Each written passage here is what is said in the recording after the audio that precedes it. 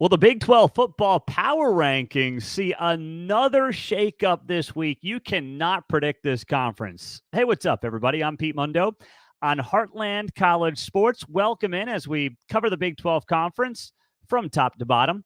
Join us and hit that subscribe button on YouTube on the podcast. And if you're rolling through on YouTube, we always appreciate you when you hit that thumbs up button. So welcome in as we share our power rankings for this week from worst to first.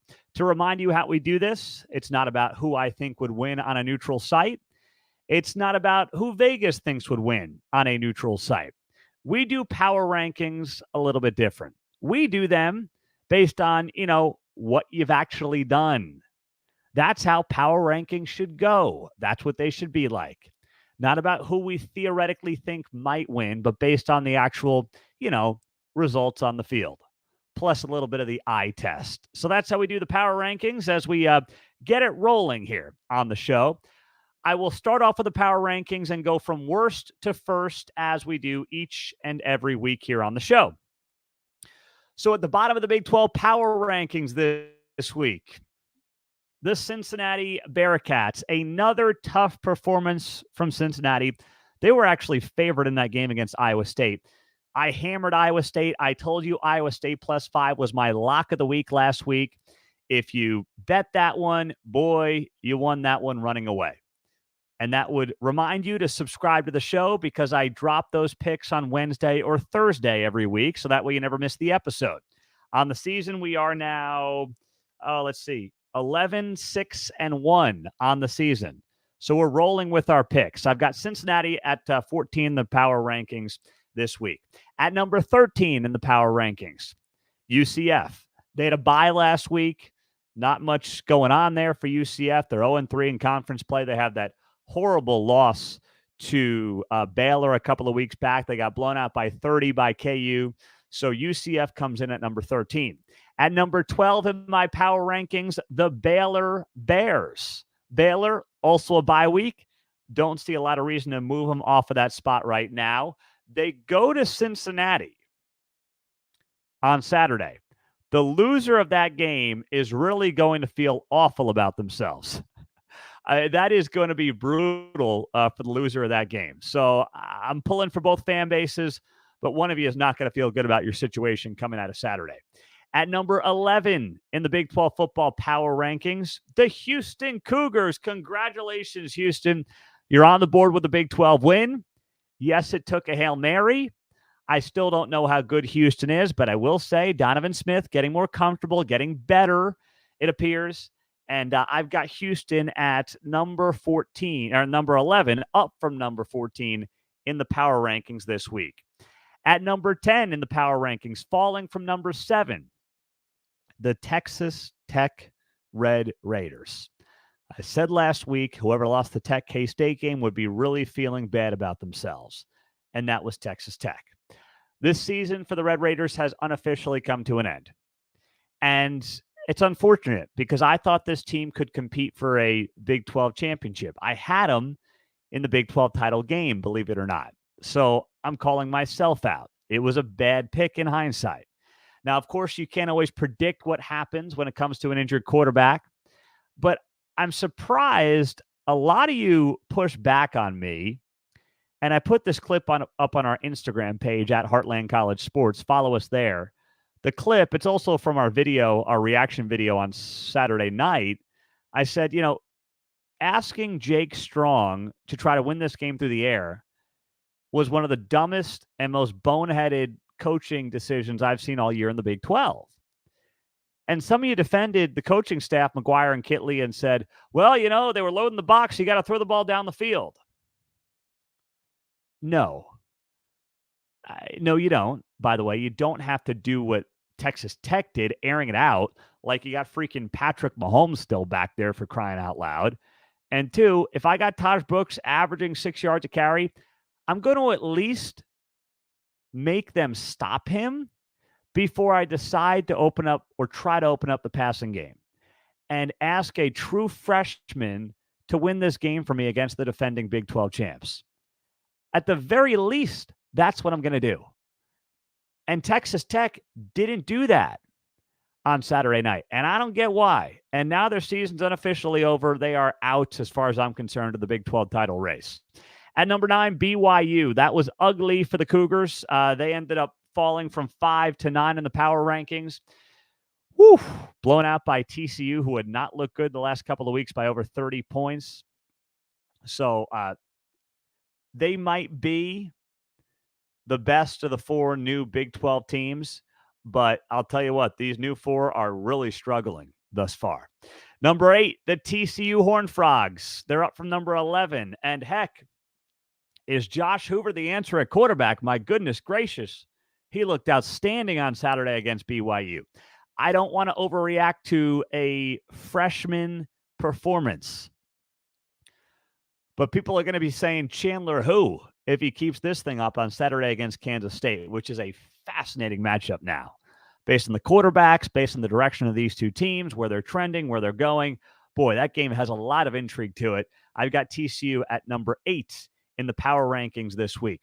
At number 7 in the power rankings, West Virginia falling from number 3 down to number 7. Now, some of you West Virginia fans were already lobbying, saying you can't drop them that much. They lost in a Hail Mary. Yeah, but you should have never been in a spot to lose on a Hail Mary.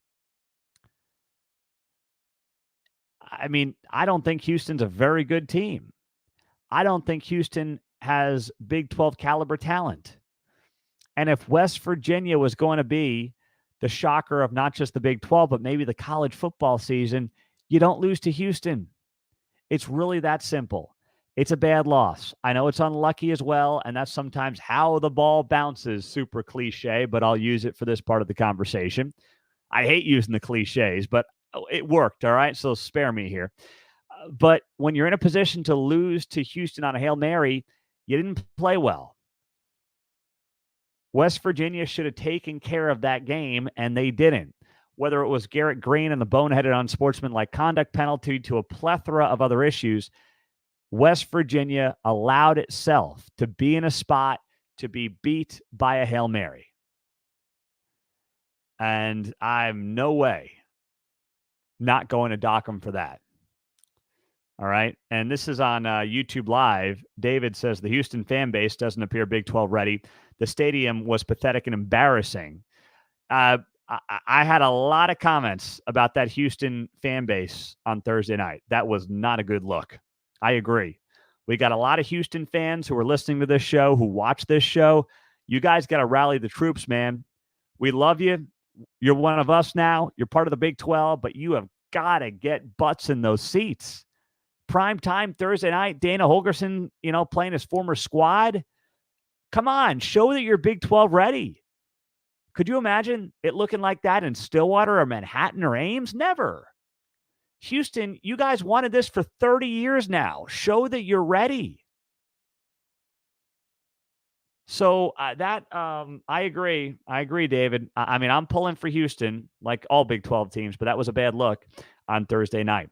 At number 6 in the power rankings, KU. Kansas sliding down from number 4 after losing to Oklahoma State. You can't. I know offenses are good in this league, but you can't be giving up 554 yards. Not to this offense. They got some nice players. Ollie Gordon's really good. Brennan Presley. Alan Bowman's getting better, but come on. This is not Brandon Whedon and Justin Blackman for crying out loud. And KU is getting torched for 550 yards. That's way too much. I mean, they were gashed for nearly 6 yards a carry. I thought Jason Bean was potentially going to be the problem. Jason Bean was not the problem. He threw for 400 some odd yards. That run defense got hammered. That's got to be fixed very quickly there at KU. At number 5 on the power rankings, Kansas State up from number 9. Kansas State has ping-ponged from 3 down to 9, back up to 5. They are all over the map, Kansas State.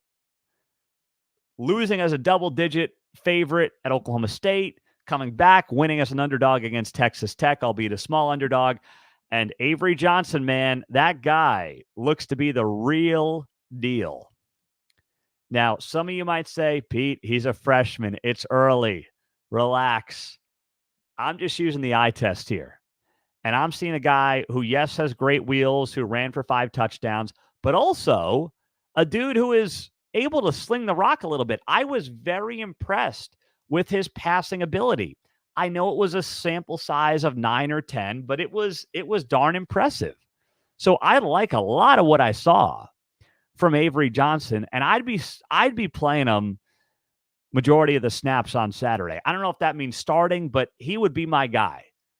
Maybe you say Will Howard is going to turn it around now and it's a quarterback battle, whatever. I've seen enough this season to know that Avery Johnson would be my guy on Saturday against TCU. K-State at number 5. At number 4 on the power rankings, Oklahoma State. I think I had Oklahoma State down at 11, 12, 13, somewhere down there just 3 weeks ago.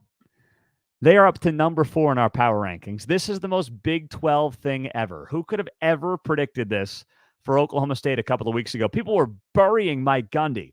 He doesn't like the sport anymore. He doesn't have the passion anymore. He's lost his pizzazz, the whole thing. And here he is now winning 2 straight games. K-State, KU, back in the mix and in the conversation in the Big 12 Conference. So I've got Oklahoma State at number 4. Just a bizarro season for the Cowboys. You can't figure this thing out. And at number 3 in the power rankings, another team that you can't quite figure out, but someone's got to be number 3, the Iowa State Cyclones. I've said for the last couple of weeks, it's a young team that's growing rapidly, getting better by the week, is very dangerous as well. And you know what? Dominate Cincinnati the way they did under Rocco Beck's stingy defense and special teams. Yes, special teams playing a big role for the Iowa State Cyclones. They are number 3 in the power rankings this week. At number 2, the Texas Longhorns. Off the bye week, still have the great win over Alabama, lost to OU the week prior. Texas is number 2 this week, and rounding out the power rankings, staying at number 1, the Oklahoma Sooners. If OU keeps up this level of play, they will find themselves in the playoff conversation. It will be well-deserved. The schedule is favorable, but suddenly Bedlam in a few weeks looks a little more challenging than it did just 2 weeks ago. Just pointing that out. You never know what the heck's going to happen in the last Bedlam game. I could see Mike Gundy, literally the whole season is prepping for that Bedlam game. That would not shock me one bit. So those are your Big 12 power rankings. I'm Pete Mundo on HeartlandCollegeSports.com. If you're just joining us on YouTube, hit the thumbs up, subscribe to the channel. And, of course, on the podcast, you know what to do. Rate, review, subscribe, and we'll get you a free Heartland College Sports koozie when you do that. And you leave me a screenshot of your rating and review. Send it to Pete Mundo, MUNDO, at HeartlandCollegeSports.com. We got 711 ratings now. 711 on iTunes. Can we get to 750? What do you think? By Thanksgiving? End of this month? You tell me. Thank you guys for taking literally 60 seconds out and doing that. Welcome in. I'm Pete Mundo on Heartland College Sports. It's great to be here with you. Now, what I want to dive into next, Oregon State and Washington State. There are rumblings, conversations, reports about some kind of potential Big 12 interest. That is not surprising to anyone who's been paying attention. The question is there mutual interest? We know that Oregon State and Washington State have no home. There's no way to know what exactly their future is going to be. So according to a new report from Jim Williams, media insider, he's done very good work on the conference realignment side. He's a worthy X, formerly Twitter, follow. He put up on X on Monday, he said, high-ranking source familiar with the American confirmed that no member would be leaving to join a newly formed Pac-2, meaning Oregon State and Washington State trying to poach any AAC teams is not going to happen. He adds here in his report, also sources with both Oregon State and Washington State confirm their hopes once their lawsuit is over with the Pac-12 to join either the ACC or the Big 12. I don't believe the Big 12 needs to necessarily expand beyond what it currently has, the 16 teams it will have after next year. But I'll tell you this right now. If you're looking at Gonzaga, I'd be looking at Oregon State and Washington State a heck of a lot closer because there's actual football money to be had there. It's not just about, a potential basketball deal. You guys know, if you've listened to this show, if not, you can catch it from another week, that I'm against Gonzaga. Gonzaga is a small school in Spokane, Washington, that is only Gonzaga because of the joke of a conference they play in. They dominate every year. They get to the big dance as a 1, 2, 3 seed. They oftentimes underachieve in the big dance. And if Mark Few retired tomorrow, I don't know what Gonzaga basketball is. I am dead set against Gonzaga as a standalone basketball program. And I guess they also would add them for I don't know, figure skating and soccer or something like that. I am dead set against the idea of Gonzaga. But if you want to talk expansion and you want to talk what the Big 12 should do here going forward, I'll tell you right now, Oregon State and Washington State have a heck of a lot more appeal to me than Gonzaga. Like, both these teams, by the way, have been pretty darn good, not just this year, but the last couple of years. They've been underrated programs out of the Pac-12. They bring you football money. Oregon State is sitting there at 3-1, ranked in the top 15 in the country. Washington State was ranked, and then it's, suffered a couple of early Pac-12 losses, but Washington State is still 4-2 overall. They beat Wisconsin early in the season. They beat Oregon State, by the way. Now, they lost to UCLA. They lost to Arizona this past week. They got embarrassed by Arizona. But you have two decent football programs that could help round out the football side of things. Brett Yormark's approach is we want to split basketball from football when it comes to the contract and try to make some money off of basketball. And he doesn't think, I guess, the value is there from Oregon State and Washington State to justify adding them. But if we're going to have the expansion conversation, I would much rather have it with Oregon State and Washington State than Gonzaga basketball. And by the way, if you're going to go the basketball route on expansion, can we look to the Big East? Can we look to Villanova and UConn? Can we look at some of those schools, right?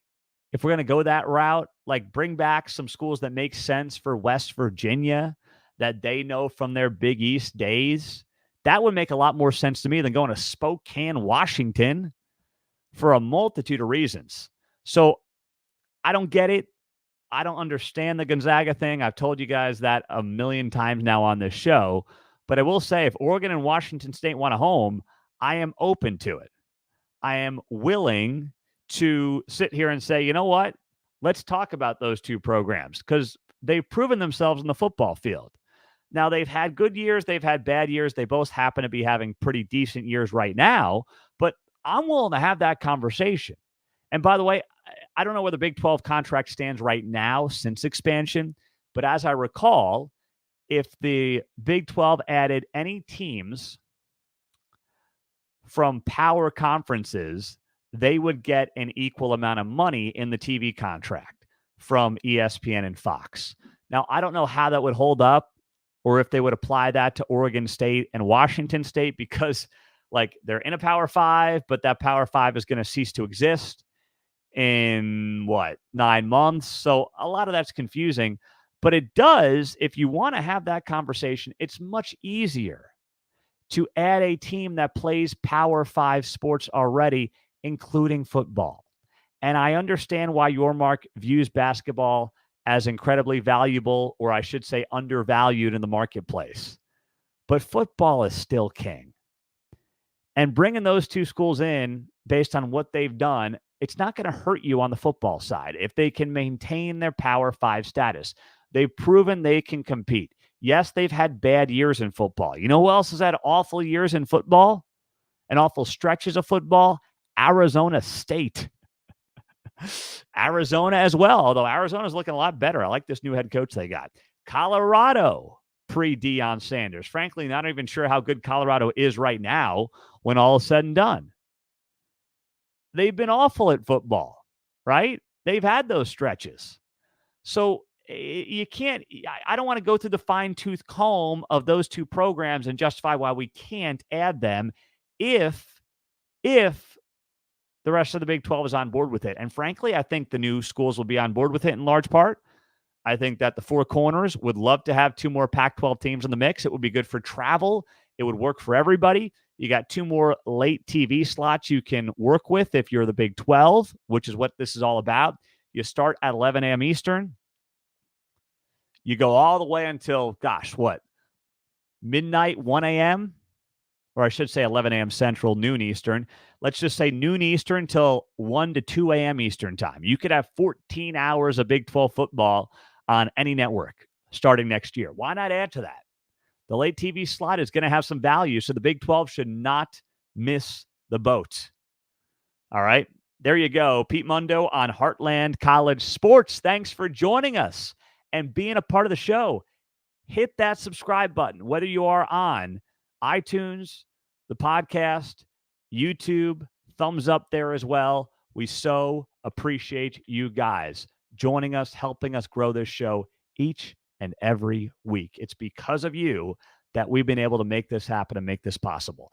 A lot of written contents up on the site. Be sure to join us on the members forums as well. Those are free. Great way to interact with other Big 12 fans, of course, who are right here on the show with you. So looking at some of your comments here, rolling through some of those on YouTube right now and also Facebook Live. Lance is not digging the backdrop here. I'd like you to quit hiding the Oklahoma State plate behind your mic. Well, you can see it right there. It's not behind the mic. I see the Cowboys right there. I'm doing my best here, Lance. Come on, brother. The OU and the Texas signs have their own little flair to them that I think many fans are appreciating right now. So we're trying to work through that. Also, Pete, Arizona State's in Phoenix. Oregon and Washington State are in no man's land. I get it, but they're big state schools, right, with pretty large enrollments. So I understand that. But the notion that college sports is all about TV markets, ask the Big Ten how Rutgers and Maryland are doing. It is about passionate fan bases that will watch, that will subscribe to things like ESPN Plus. Why do you think KU Iowa State basketball ends up on ESPN Plus? Because ESPN knows they will get rabid fans who will buy ESPN Plus to watch their teams play. That's why. Media markets are great, but they're way overrated in college sports. It's about passionate, diehard fan bases that are going to show up to games. They're going to buy the product. They're going to watch the games. That's what matters. And that's what, if you're still playing in the land of media markets, man, you are missing the boat in college sports. So great to have you guys on board. Thank you so much for being here, for joining us on the show. Hit that subscribe button. We'll talk to you soon. Have a great rest of your day. Take care.